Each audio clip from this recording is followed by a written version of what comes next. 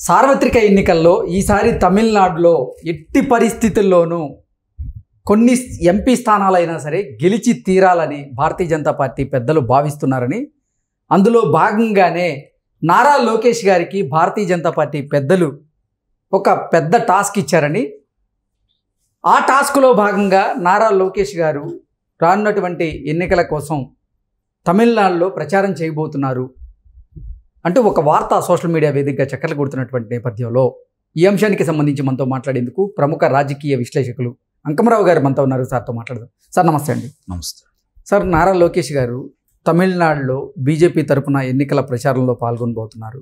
అయితే భారతీయ జనతా పార్టీ పెద్దలు నారా లోకేష్ గారికి ఒక టాస్క్ ఇచ్చారని, ఆ టాస్క్ ప్రకారంగా రానున్నటువంటి ఎన్నికల్లో ఎట్టి పరిస్థితుల్లో తమిళనాట కొన్ని ఎంపీ స్థానాలైనా సరే మనం చేజిక్కించుకోవాలి అని భారతీయ జనతా పార్టీ పెద్దలు నారా లోకేష్ గారికి టాస్క్ ఇచ్చినట్లుగా ఒక సమాచారం అయితే అందుతుంది.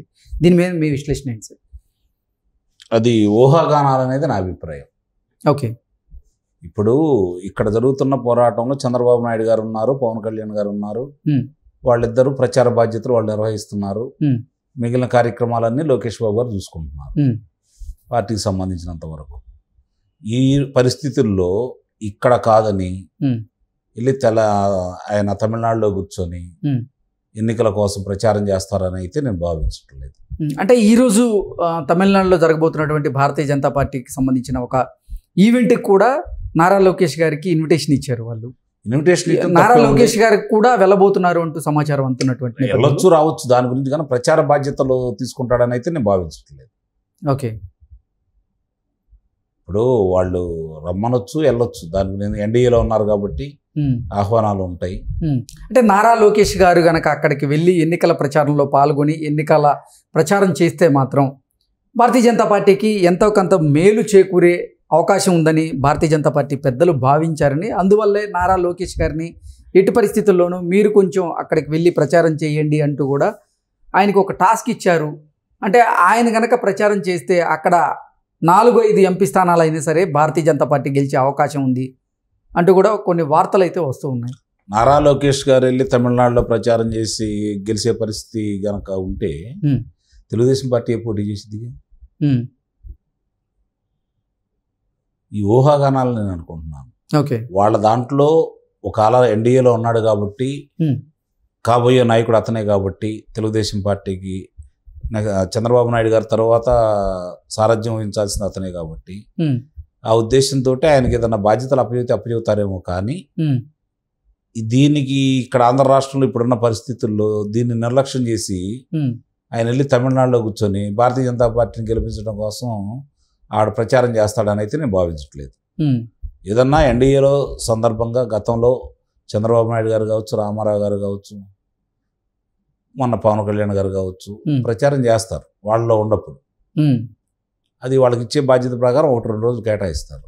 మీరు చెప్పినట్టు 4 ఎంపీ స్థానాల్లో గెలిపించాలి అంటే ఇవన్నీ వదిలేసి అక్కడే కూర్చోవాలి కదా. అంటే అక్కడ కొన్ని ఎంపీ స్థానాల్లో తెలుగువారు ఉన్న నేపథ్యంలో వీరు వెళ్ళి ప్రచారం చేస్తే కొంచెం ఉపయోగం. కోయంబత్తూరు ఆ పరిసర ప్రాంతాల్లో, మద్రాసు నగరంలో కొన్ని చోట్ల ఉండొచ్చు, కాదని నేను అంటలేదు. ఇవాళ ఉన్న పరిస్థితుల్లో మన వాటన్నింటినీ తిరిగి రావాలి అంటే కనీసం 4-5 రోజులు అయితే పడుతుంది కదా. ఇట్లా వెళ్ళి అట్లా వచ్చే ఊళ్ళో అయితే కాదు కదా. హెలికాప్టర్లో వెళ్ళినా, విమానంలో వెళ్ళినా ఇట్లా వెళ్ళి అట్లా వచ్చే ఊళ్ళో అయితే కాదు కదా.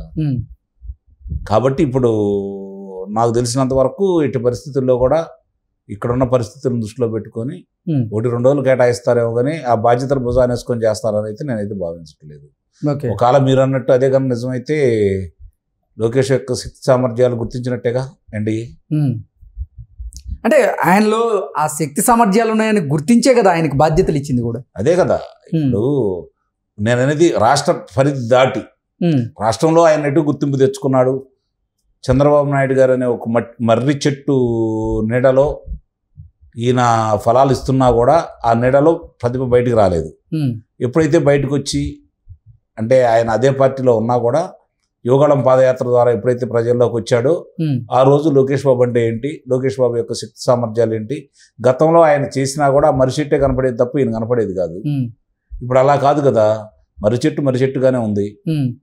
మిగిలినన్నింటినీ శుభ్రం చేసుకుంటూ ఏమేం చేయాలో చేసుకుంటూ గతంలో జరుగుతున్న పొరపాట్లు ఏంటి గుర్తించేసి ప్రజల మధ్యకి వెళ్ళేసి ప్రజాభిప్రాయాలు స్వీకరించుకొని ప్రజల మనోగతాలకు అనుగుణంగా తన యోగాళాన్ని నడుపుకుంటూ ముందుకెళ్ళేసి అతను పర్యటించిన ప్రతి నియోజకవర్గంలో ఉన్న సమస్యలు ఏందో గుర్తించేసి దాన్ని పరిష్కరించుకుంటూ ముందుకెళ్తే ఇప్పుడు దాకా చేసుకుంటూ వస్తున్నాడు కదా. కొన్ని విషయాల్లో ఆయన అనుకున్నది చేయలేకపోయినా చాలా వరకు పార్టీ ఏంటి, పార్టీ పరిస్థితి ఏంటి, ఏం చేస్తే ముందుకెళ్ళిద్ది ఒక అవగాహన కంటూ రావడం కూడా జరిగింది కదా. కాబట్టి ఇక్కడ ఆంధ్ర రాష్ట్రం వరకు ఆయన ప్రతిభను గుర్తించారు. యువగళం పాదయాత్ర ద్వారా నాయుడు గారు అబ్బాయి నాయకుడయ్యాడు, అందుట్లో ఎలాంటి సందేహం కూడా ఏం లేదు.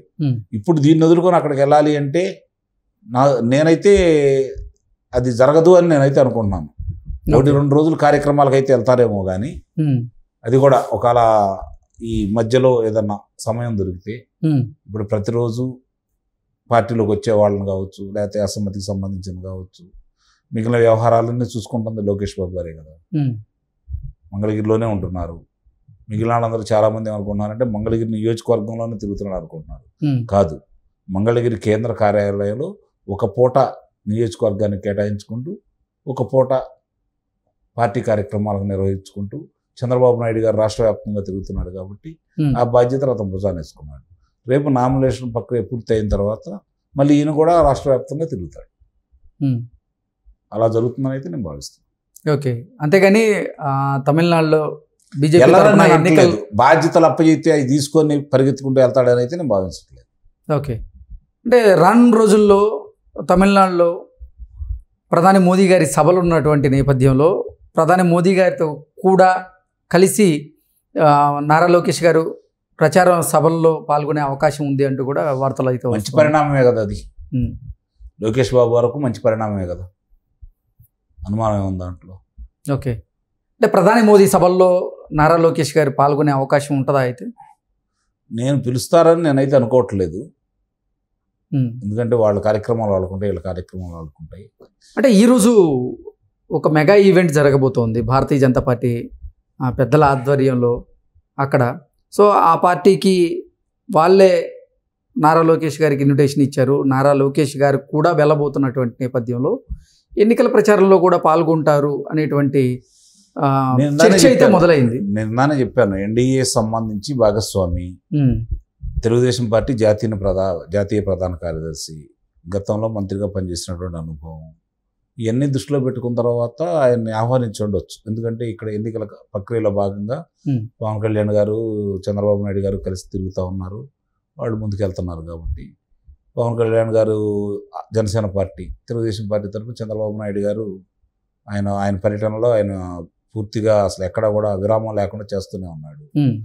ఈ పరిస్థితుల్లో అంటే ఇక నుంచి దీని సంకేతాలు ఏందయ్యా అంటే పార్టీకి పరిపాలన వరకు చంద్రబాబు నాయుడు గారు చూసుకొని పార్టీకి సంబంధించిన కార్యక్రమాలన్నిటికీ ఇక లోకేష్ బాబు గారి చేతుల్లోకి వెళ్తుందని చెప్పి భావించాలి. ఓకే.